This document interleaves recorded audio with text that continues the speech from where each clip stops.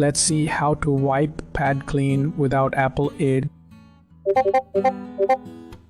In the first step, open Settings. Next, go to General. Next, pick Transfer or Erase iPad.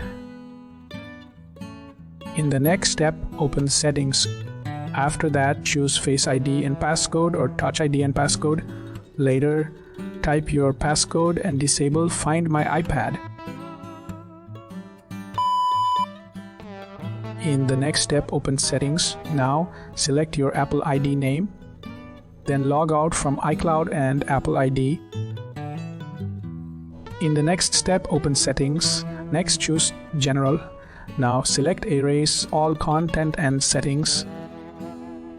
In the next step, approve the action and let the process complete. Later, confirm the device is no longer linked to your Apple ID.